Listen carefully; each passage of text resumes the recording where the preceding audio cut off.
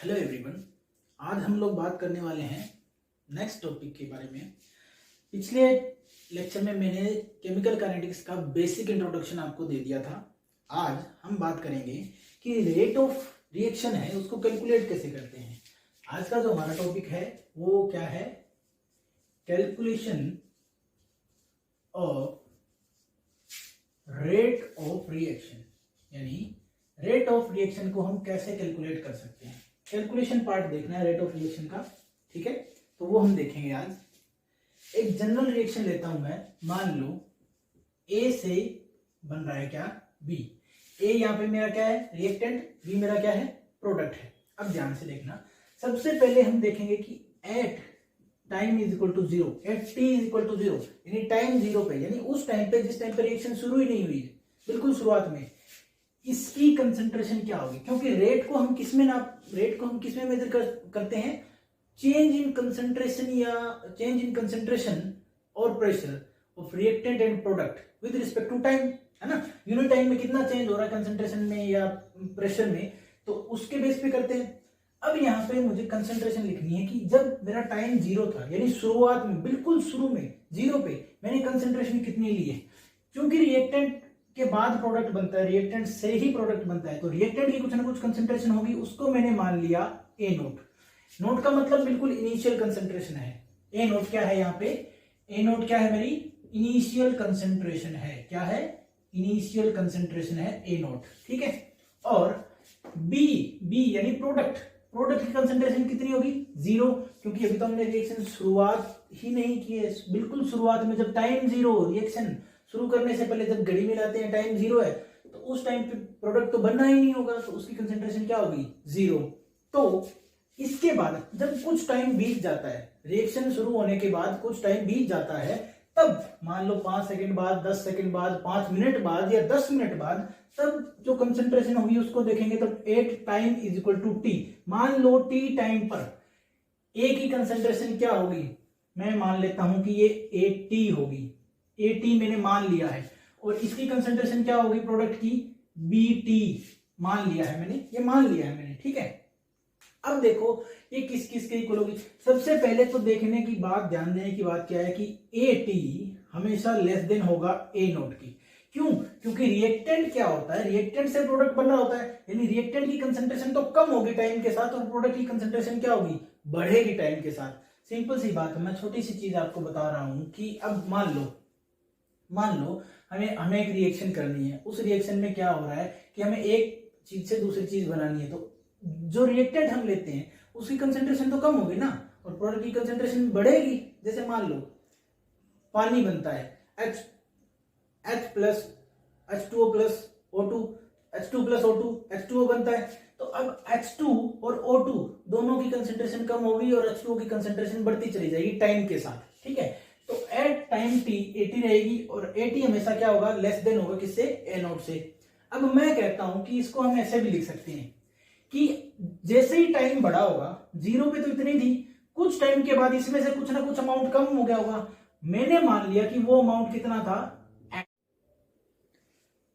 तो बच्चों अब देखो कि कंसंट्रेशन की बात कर रहे थे कि जब शुरू किया तब थी ए नोट, कुछ टाइम टी के बाद क्या हो जाएगी, ए नोट में से कुछ ना कुछ पार्ट घट गया होगा ना, क्योंकि रिएक्टेंट की कंसंट्रेशन हमेशा घटती है और प्रोडक्ट की बढ़ती है। तो इसमें से मैंने मान लिया कि एक्स निकल गया, और वही एक्स, अब इसमें से एक्स निकला तो इसमें कितना बढ़ जाएगा, एक्स बढ़ जाएगा, क्योंकि शुरू में जीरो था, तो यहां कितना हो जाएगा, एक्स हो जाएगा।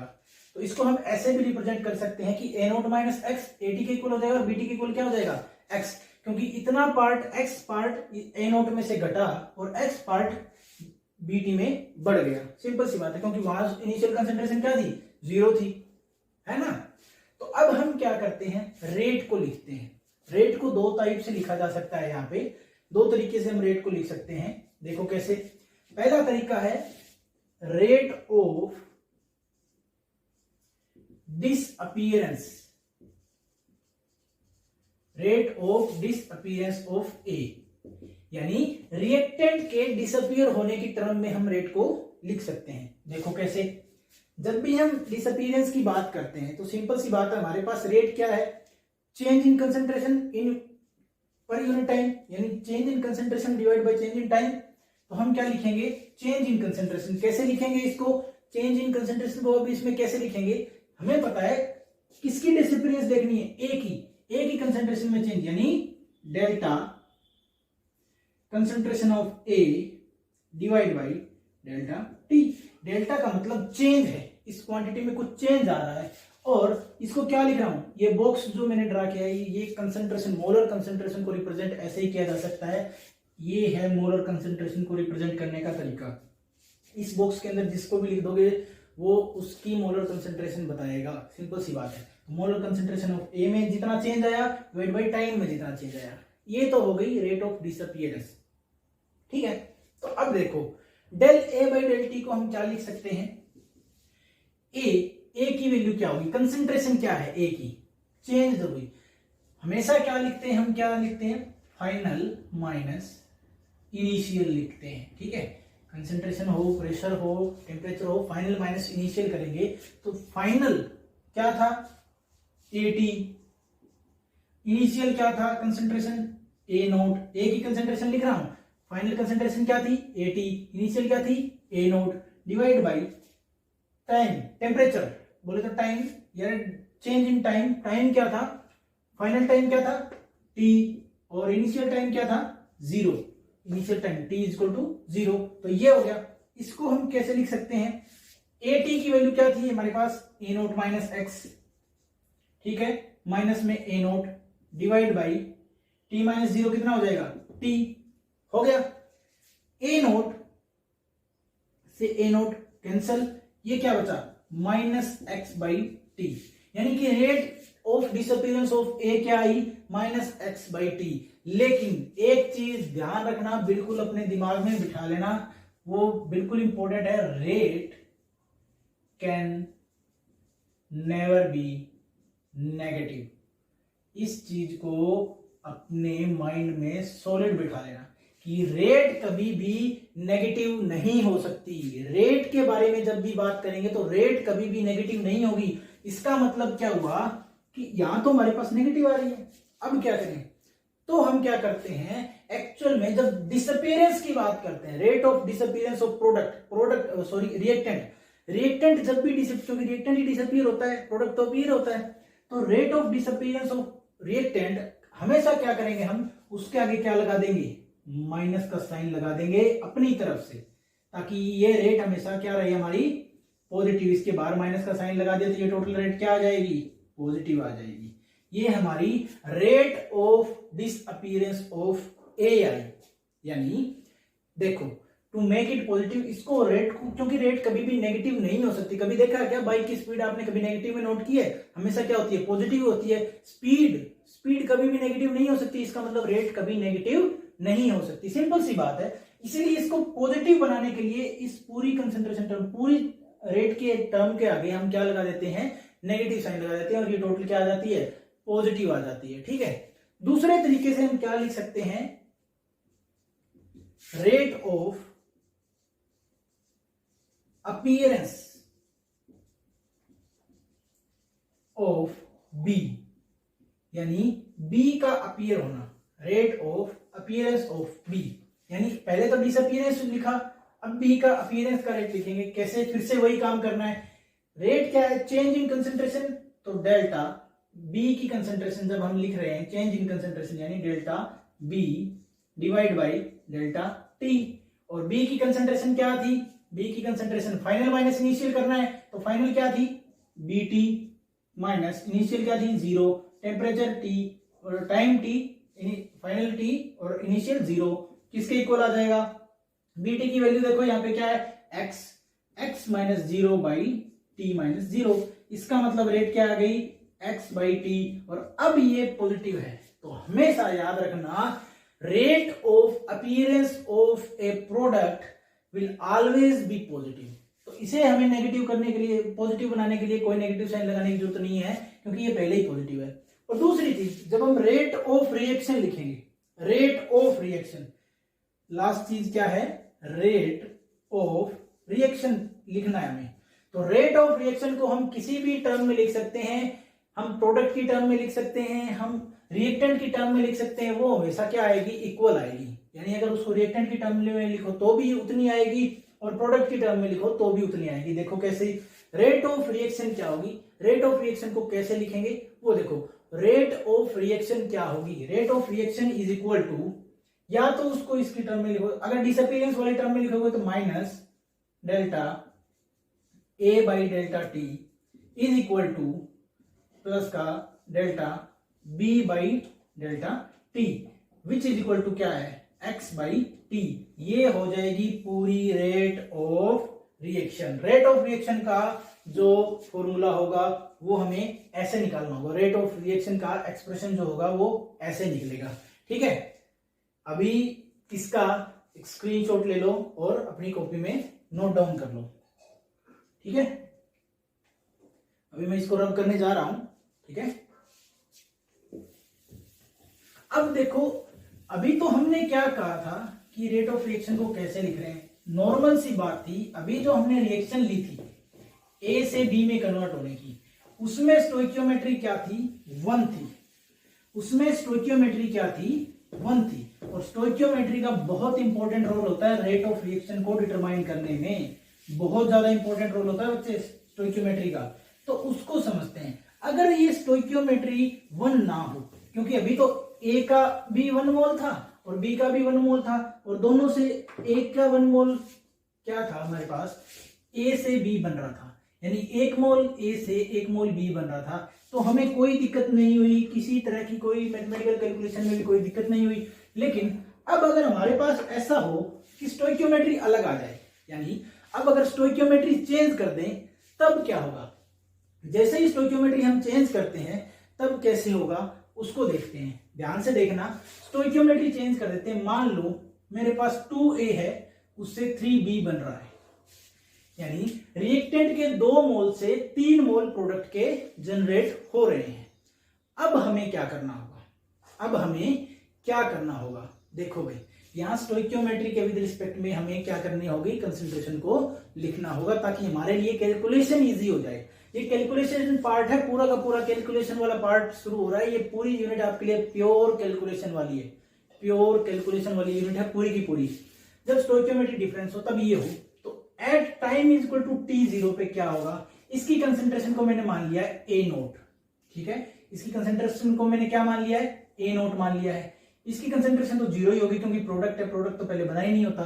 फिर एट टाइम t इसकी कंसंट्रेशन क्या हो जाएगी, at, जिसको मैं क्या लिख सकता हूं, a नोट माइनस, बताऊंगा आगे क्या लिखना है, पहले इसकी कंसंट्रेशन और लिख देता हूं bt which is equal to, अब a नोट में से कुछ ना कुछ कम हुआ, हम यहां पर a नोट माइनस एक्स भी लिख सकते हैं, कोई दिक्कत नहीं है। लेकिन मैं प्रेफर करूंगा कि आप लोग उतना ही लिखिए जितनी इसकी स्टोइकियोमेट्री है, तो आपके लिए कैलकुलेशन पार्ट इजी हो जाएगा, आपको ज्यादा फेरबदल नहीं करना पड़ेगा। देखो ध्यान से, a नोट माइनस कितना लिखोगे, 2x।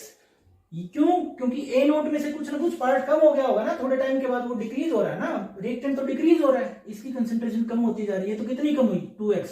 तो जितनी कम हुई इसमें से उतने ही फिर हम क्या करेंगे, इसमें आगे लिख देंगे। आगे लिख देंगे मतलब, अब देखो bt की वैल्यू क्या हुई, यहां ax, यहां 2x आई, यहां क्या आ जाएगी 3x। जितनी स्टोइकियोमेट्री है उतना ही x लगा दो, यहां पे जितनी स्टोइकियोमेट्री उतना ही x लिख दो, यहां a नोट माइनस उतना ही x लिख दो जितनी स्टोइकियोमेट्री है। सिंपल सी बात है, ठीक है ना, ध्यान से देखो इसको। और अब हम फिर से वही चीज देखेंगे, rate of disappearance of A लिखेंगे, आरओडी का मतलब है rate of disappearance, rate of disappearance of A की डिसअपियरेंस की रेट लिखनी है हमें, तो वो कैसे लिखेंगे, देखो change in concentration of A divide by T, simple सी बात है, यही तो लिखना है ना हमें, यही लिखेंगे। अब ये क्या है, इज इक्वल टू क्या आएगा, इसकी वैल्यू क्या थी, at minus A naught divide by T minus 0, यानी फाइनल माइनस इनिशियल। at थी फाइनल, इनिशियल क्या थी, a नोट, वही किया है। इसको फिर से लिखेंगे, at की वैल्यू रख दो, a note minus 2x minus a note divide by t, a note से a नोट गया तो किसके इक्वल आई, इक्वल आई माइनस का 2x बाई टी। ये हुई रेट ऑफ डिसअपियरेंस ऑफ ए। अब चूंकि नेगेटिव आ रही है और रेट कभी भी नेगेटिव नहीं होती, तो हम क्या करेंगे, इस पूरी टर्म के आगे माइनस लगा देंगे। जब इसके आगे माइनस लगाएंगे तो यहां भी लगेगा, वो माइनस यहां भी लगेगा, और वो माइनस फिर यहां भी लगेगा। माइनस माइनस क्या हो जाएगा, पॉजिटिव, 2x बाई टी आ जाएगा। नॉर्मल है, सिंपल है, बिल्कुल इजी है। अब लिखेंगे rate of appearance of B. B की अपीयरेंस का रेट कैसे लिखेंगे, सिंपल सी बात, change in concentration of B divide by T delta T. Simple है, which is equal to B की कंसंट्रेशन क्या थी, final minus initial 3x minus 0 divide by T minus 0 which is equal to 3x by T. इसको तो मैं minus लगाना ही नहीं है क्योंकि ये तो पहले ही पॉजिटिव है। ये rate of appearance of B आ गई, ये rate of disappearance of A आ गई। लेकिन अब हम क्या लिखेंगे, rate of reaction, total rate of reaction लिखेंगे तो वो किसके इक्वल आनी चाहिए, दोनों के ही।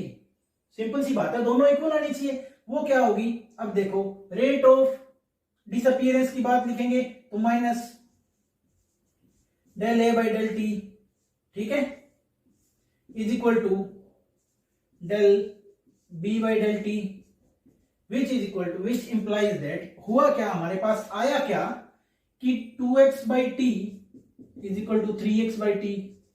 आना तो चाहिए था इक्वल, लेकिन क्योंकि स्टोइकियोमेट्री डिफरेंट है तो ये इक्वल नहीं आया। तो इसको कैसे मैनेज करेंगे, रेट ऑफ रिएक्शन को अब कैसे लिखेंगे, तो ध्यान रखना, बिल्कुल ही ध्यान रखना, जितनी स्टोइकियोमेट्री होती है, जितनी स्टोइकियोमेट्री दे रखी है उसी से डिवाइड करते चले जाना, रेट ऑफ रिएक्शन इक्वल आ जाएगी। जैसे देखो, ए की स्टोइकियोमेट्री कितनी दे रखी है, 2, सिंपल है, 2 दे रखी है। ए की स्टोइकियोमेट्री क्या दे रखी है, 2 दे रखी है ना, तो उसको इससे डिवाइड कर दो, तो minus 1/2 del A by del T, ठीक है, इज इक्वल टू, इसकी स्टोइकियोमेट्री कितनी दे रखी है, बी की 3, तो 1/3 से डिवाइड कर दो, del B by del T, which is equal to, उसका मतलब क्या हुआ, हमने क्या लिखा, विच इंप्लाइज दैट कि 1/2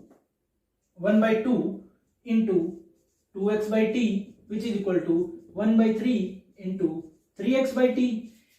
2 से 2 कैंसिल हुआ, 3 से 3 कैंसिल हुआ, और ये किसके इक्वल आ गया, पूरा का पूरा x by T K equal. और ये हमारी रेट ऑफ रिएक्शन हो गई।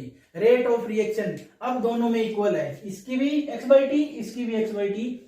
और याद रखना हमेशा, चाहे रिएक्टेंट की टर्म में लिखो चाहे प्रोडक्ट की टर्म में लिखो, रेट ऑफ रिएक्शन हमेशा क्या आएगी, इक्वल ही रहेगी दोनों के केस में। अब एक और एग्जांपल कर लेते हैं, उससे पहले क्या है, स्क्रीनशॉट लो और कॉपी में नोट डाउन कर लो। अब एक और एग्जांपल लेंगे जो कि क्या होगा, एक रिएक्शन का एक एग्जांपल ले लेते हैं और फिर उसमें डायरेक्ट मैं लिख के बताऊंगा कि कैसे रेट ऑफ रिएक्शन हमें लिखनी है। सिंपल सी बात है यार, बहुत ही नॉर्मल है, लेकिन गलती मत करना, बस जितनी स्टोइकियोमेट्री उसी से मल्टीप्लाई कर देना है यहाँ पे, ठीक है, सिंपल है, बहुत सिंपल है, बस गलती मत करना, प्रैक्टिस करना, ठीक है। स्टोइकियोमेट्री, अब ध्यान से देखो भाई, जितनी स्टोइकियोमेट्री आती है उसी से मल्टीप्लाई नहीं, सॉरी डिवाइड कर देना, तो रेट ऑफ रिएक्शन इक्वल आ जाएगी। अलग अलग स्टोइकियोमेट्री की बात करते हैं। एक आइडियल एग्जांपल है, नाइट्रोजन प्लस 3H2 से बनता है 2 1s3, अमोनिया बनता है हैबर प्रोसेस में, ये वो रिएक्शन है, ठीक है। अब स्टोइकियोमेट्री अलग अलग है, अलग अलग स्टोइकियोमेट्री, तो हम रेट ऑफ रिएक्शन कैसे लिख सकते हैं, 4 तरीके से हम मतलब रेट ऑफ रिएक्शन को रिप्रेजेंट कर सकते हैं। कैसे, सबसे पहले rate of disappearance of nitrogen कैसे लिखेंगे, सबसे पहली चीज डिसअपीयरेंस की बात करें, प्रोडक्ट है तो बिना सोचे समझे सबसे पहले तो नेगेटिव साइन लगाओ, उसके बाद ब्रैकेट लगाओ, फिर डेल्टा, किसकी कंसंट्रेशन, नाइट्रोजन की लिख रहे हैं तो nitrogen divide by delta T, simple, एक तो ये टर्म हो जाएगी, है ना। दूसरी, rate of disappearance of H2 की टर्म में लिख सकते हैं, हाइड्रोजन की टर्म में, फिर से बिना सोचे समझे माइनस ब्रैकेट डेल्टा H2 की concentration divide by delta T. दो, तीसरा, rate of appearance of ammonia, इसकी टर्म में लिख सकते हैं, तो क्योंकि ये प्रोडक्ट है इसमें कोई नेगेटिव साइन नहीं आएगा, नॉर्मल लिखो डायरेक्ट सीधा, change in concentration of ammonia divide by change in time यानी डेल्टा टी। 3 हो गए, सिंपल। और चौथा रेट ऑफ रिएक्शन, पूरी रेट ऑफ रिएक्शन किस टर्म में लिखी जा सकती है, इन तीनों की टर्म में लिखी जा सकती है, लेकिन तीनों इक्वल होनी चाहिए। तो इक्वल करने के लिए हमें क्या करना होगा, पहले तो नॉर्मल लिख लो, minus delta N2 by delta T is equal to minus delta H2 by delta T is equal to delta ammonia by delta T. यानी अब इन तीनों की, लेकिन क्योंकि स्टोइकियोमेट्री अलग अलग है तो सिंपल सी बात है अलग अलग ही आएगी वैल्यू। तो रेट ऑफ रिएक्शन की अगर सबके लिए अलग अलग आएगी ना, सिंपल सी बात है। डायरेक्ट कैसे लिखना है, शॉर्टकट क्या है। अब यहां तक तो आपने सीख लिया, इंडिविजुअल लिखो, एक साथ लिख दो, इतना सीख लिया। अब क्या करना आपको, जिसके आगे जितनी स्टोइकियोमेट्री है उसी से डिवाइड कर देना है। इसके आगे 1 है तो 1 से डिवाइड करोगे कोई फर्क नहीं पड़ेगा, इसको ऐसे ही पड़े रहने देता हूं। इसके आगे 3 है तो डिवाइड कर दो 1/3 से, इसके आगे 2 है तो डिवाइड कर दो 1/2 से। ये हो जाएगी आपकी एक्चुअल रेट ऑफ रिएक्शन। ये है रेट ऑफ रिएक्शन लिखने का तरीका। डायरेक्ट जितनी स्टोइकियोमेट्री दे रखी है उसी से डिवाइड कर दो। क्या है, जितनी स्टोइकियोमेट्री दे रखी है उसी से डिवाइड कर दो, आपकी रेट ऑफ रिएक्शन आ जाएगी। और अगर जनरल फॉर्मूला आपको चाहिए तो अब मान लो जनरल फॉर्मूला, एक रिएक्शन है AA प्लस BB से बन रहा है CC। आप इसको एक्सटेंड भी कर सकते हैं, DD तक लेके जा सकते हैं, कोई दिक्कत नहीं। 5-10 जितने रिएक्टेंट प्रोडक्ट बना सकते हो। जनरल फॉर्मूला क्या होगा, ROR यानी rate of reaction is equal to क्या होगा, उसको ध्यान से देखना आपको। माइनस जितनी स्टोइकियोमेट्री वो डिवाइड में 1/A delta concentration of A divide by delta T which is equal to minus जितनी स्टोइकियोमेट्री वो डिवाइड में 1/B delta concentration of P divide by delta T which is equal to, अब क्योंकि product है तो minus लगेगा नहीं, लेकिन जितनी स्टोइकियोमेट्री उससे डिवाइड करो 1/C delta concentration of C divide by delta T। ये होगा जनरल फॉर्मूला किसका, रेट ऑफ रिएक्शन का। ये जनरल फॉर्मूला होगा बच्चों, ठीक है। आपको करना क्या है, इसी के साथ रेट ऑफ रिएक्शन का जो कैलकुलेशन पार्ट है वो खत्म हो जाता है और इसी के साथ आपका कैलकुलेशन यानी न्यूमेरिकल पोर्शन शुरू हो जाता है। ये पूरी यूनिट न्यूमेरिकल बेस है, ठीक है। तो ध्यान रखना जितने भी न्यूमेरिकल्स हैं रेट ऑफ रिएक्शन निकालने के, कि रेट ऑफ रिएक्शन इसकी निकालो इसकी निकालो, यहां तक के जितने भी न्यूमेरिकल है एनसीईआरटी के, आप प्रदीप पढ़ते हो प्रदीप के, आप एबीसी की बुक पढ़ते हो एबीसी के, किसी भी केमिस्ट्री की बुक के जितने भी आपके पास न्यूमेरिकल्स हैं उनको यहां तक आपको कल सोल्व करना है। तब हम इसके बाद चलेंगे कि टाइप ऑफ रेट्स की बात करेंगे, कि रेट्स ऑफ रिएक्शन कितने टाइप की होती है, उसके बारे में फिर नेक्स्ट लेक्चर में बात करेंगे। Thank you.